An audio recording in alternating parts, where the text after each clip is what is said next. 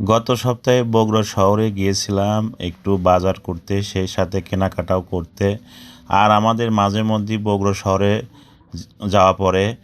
কিন্তু আপনারা অনেক সময় অনেকভাবে ব্যাডস কমেন্টস করেন, যে বলেন আপনি শিক্ষক হয়ে কেন ভিডিও ছাড়েন। দেখেন, এটা আমার পার্সোনাল লাইফ। এই লাইফে আমি কি করব না করব সেটা সেটা আমার ব্যক্তিগত ব্যাপার। আর আমি তো আমার দায়িত্ব সঠিকভাবেই পালন করে যাচ্ছি।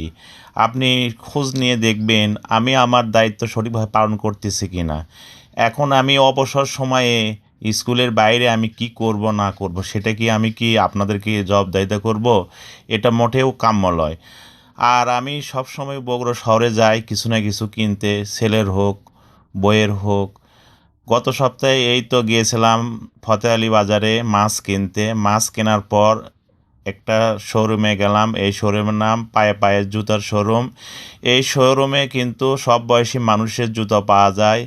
আমার ওয়াইফকে বারবার বলছিলাম তুমি একটু ভালো করে জুতা দেখে নাও, পরে কিন্তু আমাকে বলতে পারবে না যে আপনি আমাকে ভালো জুতো কিনে দেননি।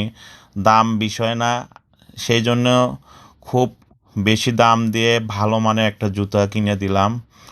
আর জুতোর গ্যারান্টি ছিল 6 মাস। সাথে ওই দোকানে আমার এক পরিচিতি বন্ধু ছিল, সে আমাকে বলল সমস্যা নেই, 6 মাস পর আসলেও তোমার জুতো চেঞ্জ করে দেওয়া যাবে। বারবার জুতো আমার ওয়াইফ দেখছিল, সেই সাথে আমার ছেলেও জিদ ধরলো যে বাবা আমাকেও একটা জুতো কিনে দাও। আমি আমার সন্তানকে বললাম বাবা এখান থেকে তুমি জুতো নাও না, অন্য জায়গা থেকে তোমাকে নিয়ে দেবো, কিন্তু কিছুতেই